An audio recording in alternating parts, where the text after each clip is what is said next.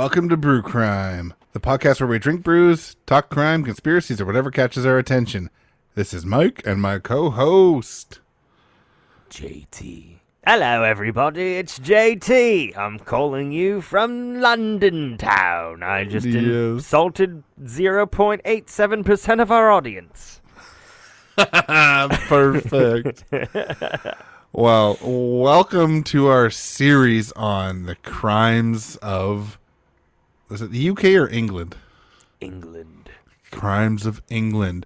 Because England was our top country of listeners above US and Canada. And so, it was more than point whatever I said. Yes. Hello, everybody. Hello. Hello. Hello, Puppet.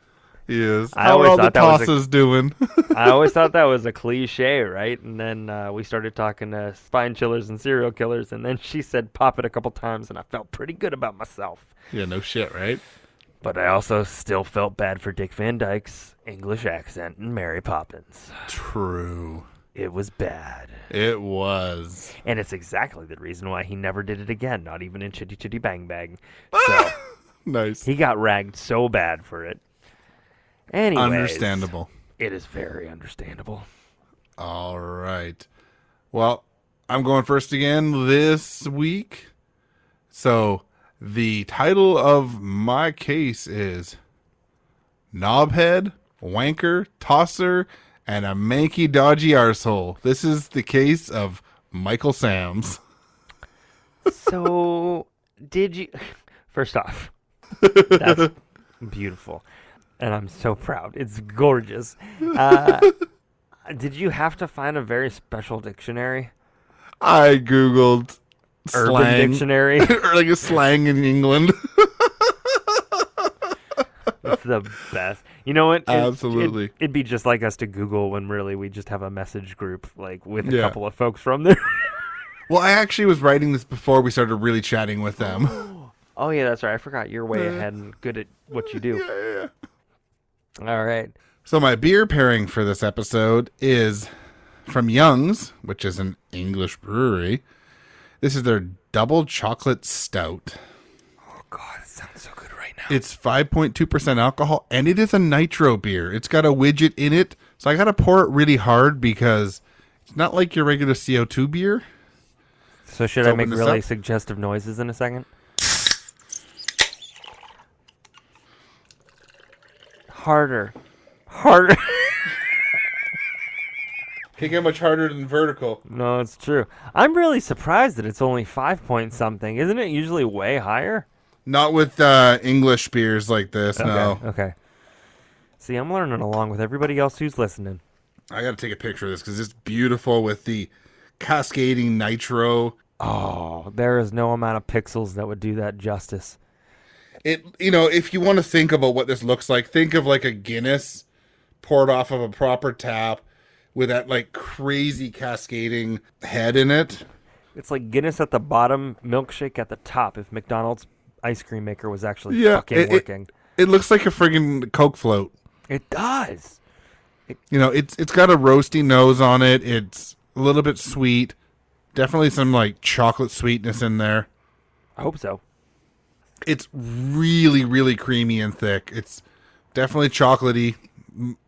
Medium to like medium sweetness. Really no bitterness. A little bit of roastiness.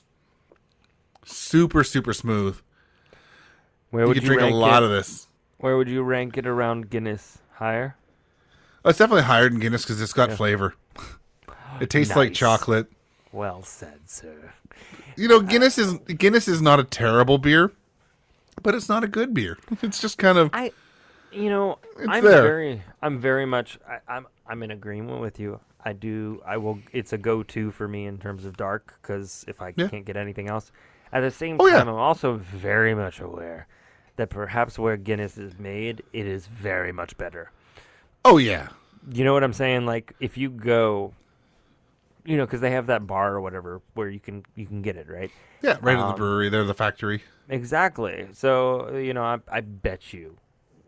Like if I went there and then tried to get it anywhere else, I'd have an existential crisis because of how different it is probably. So probably. Well, I mean, when it comes to Guinness production around the world, where it's brewed, they usually brew one beer and make 4 or 5 out of it.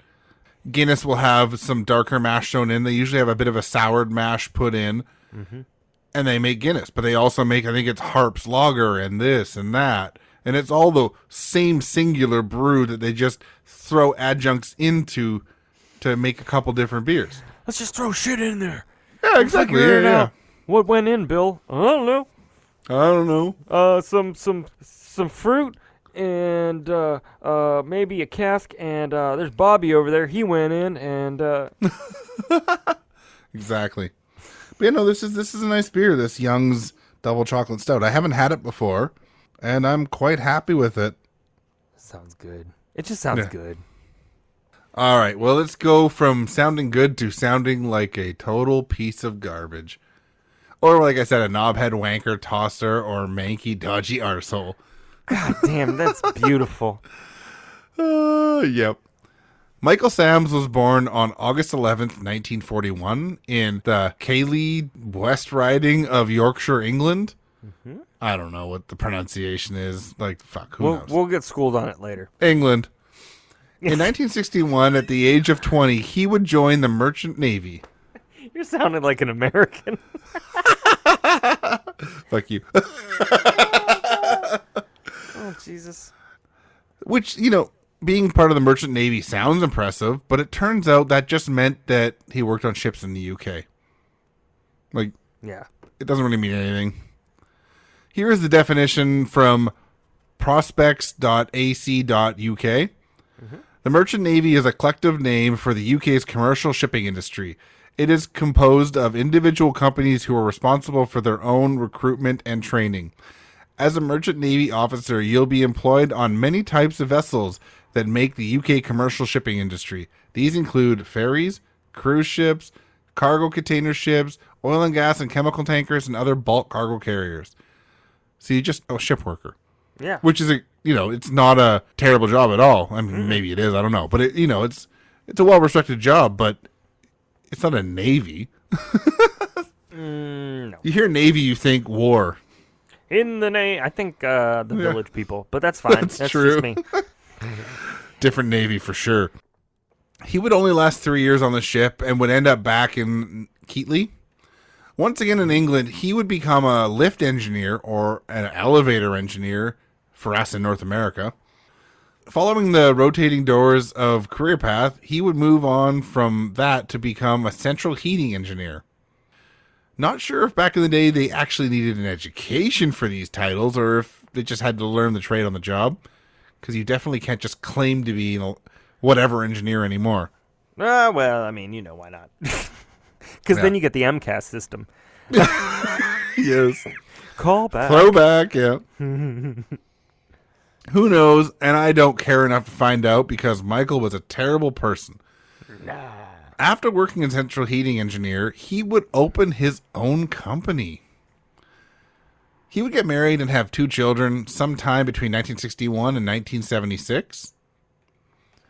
Something happened in his life in 1976, or he just stopped hiding his crappy nature. Not really sure. Yeah, well.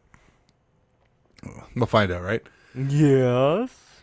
Maybe it was the ending of his first marriage, or maybe that ended just because of what is about to happen.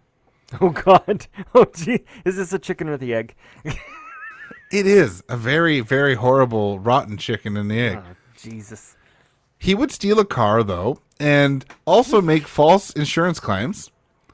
He would be sentenced to jail time for this offense. In prison, he would end up being diagnosed with cancer in his leg, and he would have it amputated. Oh, that sucks.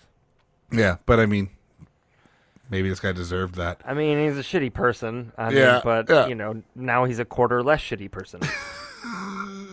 Maybe an eighth, I don't know. I immediately feel bad about that, but not really because it's geared towards him. Once out of prison, his business was failing, and he was forced to offload it on someone else. He would take on a job at Black & Decker. We all know who that is if you're old enough. We sure do. He would start a new company in the 80s selling power tools. Sally? Selling Selling. power tools. I thought you said Sally Power Tools, and I was like, you know what? If somebody asked me what kind of power tool I was using, which they wouldn't because they know I don't, if I said Sally Power Tools, well, number one, it'd be on brand for me, but they might not take me seriously. It's like, what is that? Was it solar powered? Was it nail polish powered? All right. Between 1980 and 1993, he would get married to 2 more women. The second one, he would be married up until his arrest for what got him the moniker I gave him above. Okay. Things turned dark on July 9th, 1991, though, as he wanted to move from petty crime to a much darker set of crimes. Oh, God. It's never enough for these guys. Yeah, let's just drink. Yeah, right. That night, he would drive to the local red light district to where he lived and picked up Julie Dart. Listen, why has it got to be a red light? Yeah. I mean, really, you want a green light, right? Maybe an amber see you slow down a little bit. Okay, listen, you just said amber. It's what it's actually called. It's not actually a yellow light, damn it. I know. Julie was born on March 1st, 1973, and was only 18 years old, from Leeds, and had some money issues that she was trying to settle. Leeds. Yeah. Her idea was to do sex work just long enough to settle her bills, and then she planned to join the army. All right. She had done her medical and other assessments that were required to join the army already. He pulled up beside her, and she told him that it was her first time being picked up as a sex worker, and he told her to get into the car. I'm not sure why, but she would bend down to take off her shoes, and this is when Michael would put a noose around her neck that he already had ready to go. Holy Jesus. Now incapacitated and blindfolded, he would drive her 113 kilometers or 70 miles to a workshop that he had already set up in Newark, Nottinghamshire. What year was this again? Sorry, 91. Okay. Because I was looking at the sex work is legal in Great Britain. Oh, I didn't know that, actually. In Northern Ireland, it was the same, but they made it illegal in June of 2015. So, weird. There you go. I mean, legalize it and just make it safer for everyone. Legalize it and tax it. You're going to make a shit ton of money. Yeah. Well, I mean, you legalize it and you can actually protect people, too. Well, because they're not hiding. That's the problem, because they have to do it. Yes. How dare we? Would I ever hire a sex worker? No. But also, it is safer to make it legal, regulate it, so that both the people hiring the sex workers and the sex workers are safer. You legalize sex work, and I bet you sex trafficking goes down. Yeah, it will not go away, but it'll go down. Yep. It's almost the same as when you legalize drugs, and the abuse of those drugs might spike for a very short time, and then they go down because it's no longer taboo anymore. Oh, imagine that. Yes. Yeah, the war on drugs was lost a long time ago, U.S. So get over yourself. So they picked up the war on sex. Yeah. Well, they never dropped the other one, though. That's fair. Yeah. This is a quote from Michael Sams about Julie.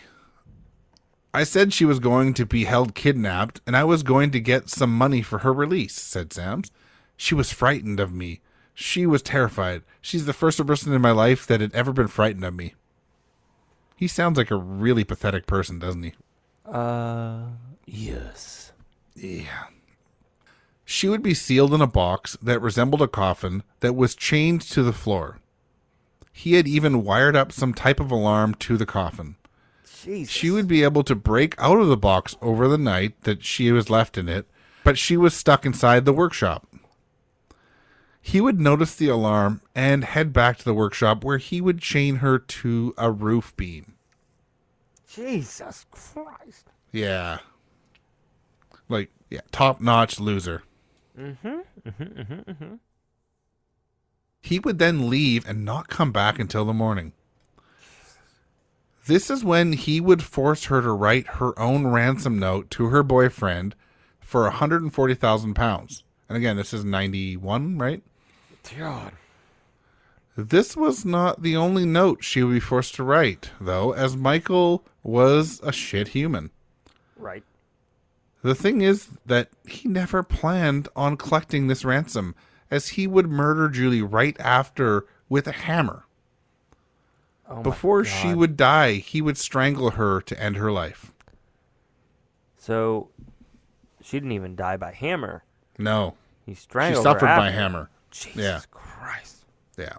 Cheese and rice. So here's a quote. During his tape confession from Full Sutton Prison in East Yorkshire, he said, "When I went out to kidnap Julie Dart, there was only one intention, and that was to kill her. There was no intention whatsoever to keep her alive." Well, Yeah. The asshole knew what he wanted. I don't know what else to say about that. He would hold on to her body for 9 days before dumping it unceremoniously below a tree. Oh, Jesus. He dumped her in a field in Easton, Lincolnshire, wrapped in a sheet and ropes. He had kept her in a green garbage can until the drop. God damn this guy. Yeah. Trash panda. Now, of course, he would string the cops on for a bit, and the police would try and drop off ransom, but every location and attempted handoff failed. Her body would be found on July 19th, 1991, but they didn't have enough to find a suspect. Shit. He would drop off the radar for a whole 6 months. January 22nd, 1992, another woman's life was going to change for the worse. Stephanie Slater was an estate agent, or as we call them, real estate agent. Okay. Michael Sams would give a fake name to Stephanie when he made an appointment to see a property that she was showing in Birmingham. Oh my God. This time, he would go much the same way in that he would attack her and tie her up. He would again drive her to the workshop. Once again, he would put her in a coffin-like box, and this time he would make ransom demands personally via phone calls. Probably to ensure that she would not escape like Julie, he handcuffed her, tied up her legs, put a gag in her mouth, and even put a blindfold on. God, he's just a coward. Yeah. He also drugged her during the time that she was at the workshop. This is absolutely a fucking nightmare. Mm-hmm. He would call Shipway's estate agency that Stephanie worked for. Much like today's inflation, he decided to ask for more money in this time. Truthfully, I think he just asked for more money this time because he actually planned to try and get the money this time. Mm-hmm. In a phone call where he would put a gobstopper candy in his mouth to disguise his voice, he would demand £175,000. Good God. There would be multiple calls between Michael and the estate agent, and the future ones, the police were there to record the calls. Mm-hmm. Michael was no criminal genius either, and one of the phone calls, he forgot to put the gobstopper in his mouth, so they had his real voice on tape. Yeah, right? Guess it's not so everlasting, friend. Yeah, you fucker. Michael would also rape her on one of the first nights of her abduction, which is just next level disgusting for this pile of turds. Unforgiving. Yeah. The day of the ransom drop, Kevin Watts, Stephanie's boss from the estate agency, had the cash and was following a crazy route to drop off the money. He was to drive a certain path along rural roads. Of course, he was supposed to do it alone. Mm-hmm. He not only had a police car following him, but some sources said there were a ton of cops in the area. One even said something like 1,000 cops, which I thought sounded like maybe an exaggeration. I'm not sure. Yeah. That's insane. Along the route was an old railway bridge, and the written instructions would be followed where he would put a bag full of cash on a tray on the bridge.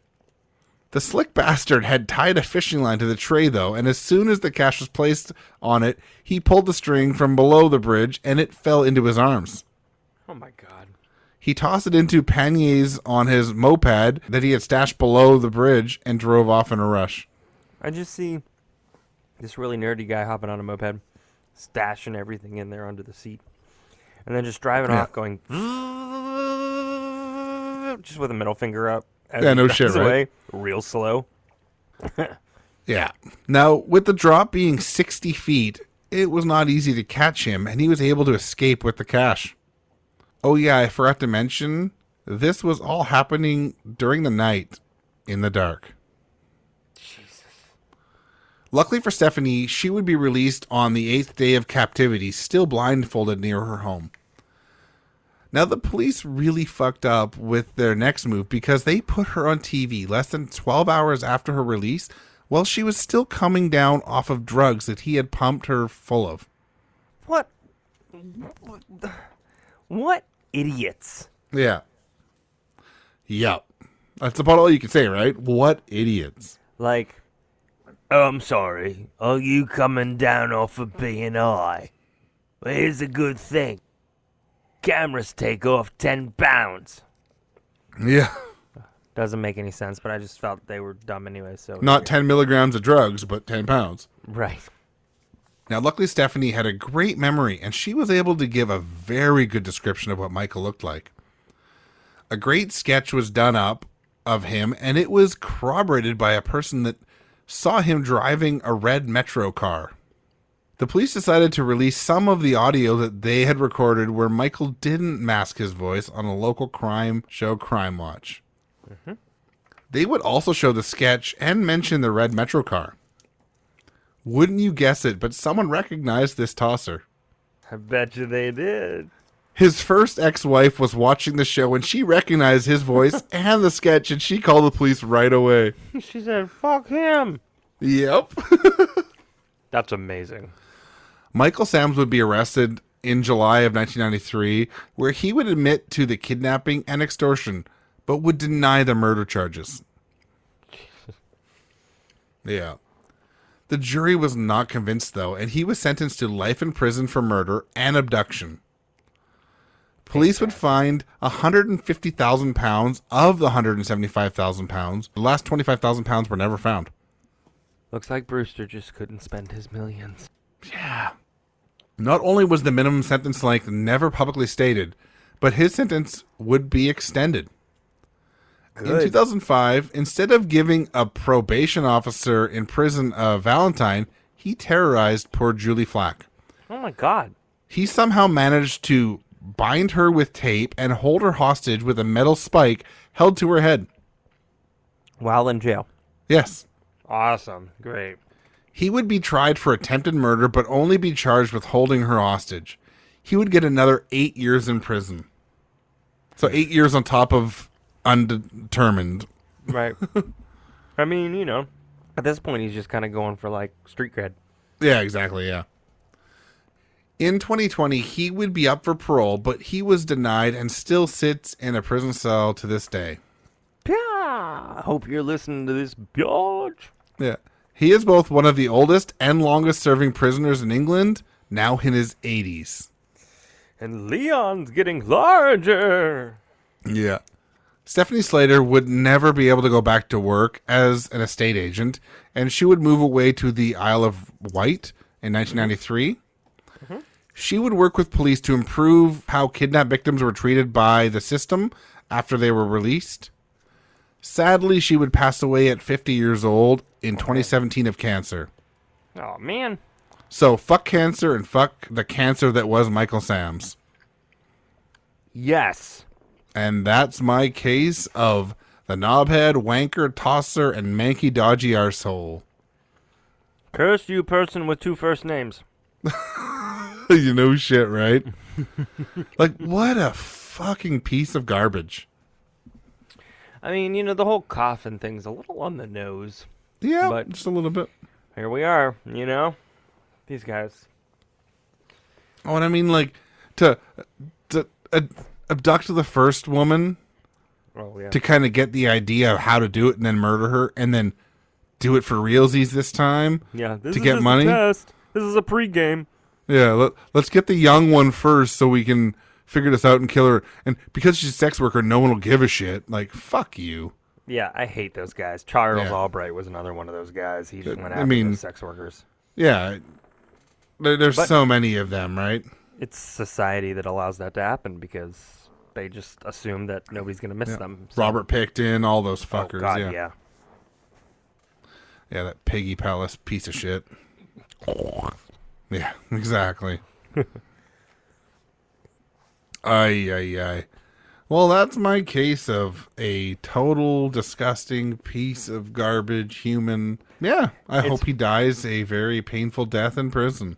It's great because it's not great, but, we came up with this theme, and it's funny because we really kind of both pulled completely and utter just pricks.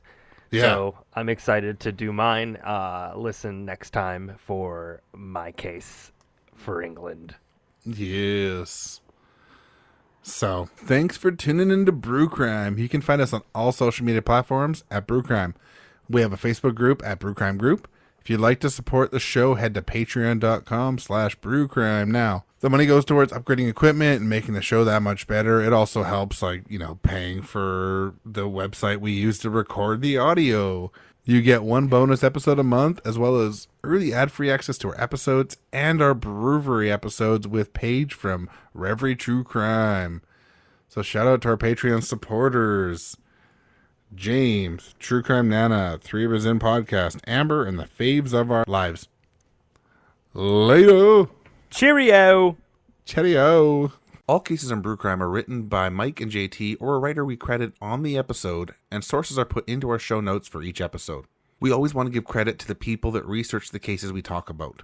Check out our store at tpublic.com/stores/brew-crime-podcast, where you can purchase gear like t-shirts, phone cases, stickers, pillows, and all kinds of other cool stuff. Brew Crime's intro was created by Mike using Creative Commons Attribution licensed audio from purple-planet.com, soundbible.com, and freesoundeffects.com. Logo designed by Ben Greenberg. Thanks for listening to this episode of Brew Crime Podcast. All right. I just realized I need to go grab a different glass quickly for the beer pairing, because this is a Nitro one with a widget, so I got to pour it hard. Yes, be right back. Yes, you do. So hard. We're still recording, but he walked away. So I'm singing this so when he edits, he can say, "Damn it, JT. Damn it, JT. Why did you talk when I was gone? But you shouldn't be surprised, you've known me long. Ba-ba-ba-ba-ba. You're still not back from the kitchen. I assume it is the kitchen. It'd be wrong if you got a glass from the bathroom. You'll get a glass, you get some gas, fall on your ass. Here you come. You're sitting down. And now I'm back. Headphones. All right. I left you a wonderful message to edit. Uh-oh. In the Navy. I much prefer that Navy. That's a lot of semen. You drink that creamy beer, Mike. You drink that creamy beer. It is a foamy head. It's true. It was all over your mustache, baby. That's what he said. Bloopers. I used to laugh, though. There was a bridge in Whistler, BC, and it said, bridge out if amber flashing. And I bet every Amber that ever drove over the bridge stopped to take a picture. I was going to say, did Amber ever get arrested for that? Because she took out a bridge. No. That's amazing. That's impressive. We took a picture, but not with the shirt up. Well, I mean, you didn't have your tit shirt. That's true. From Brewery.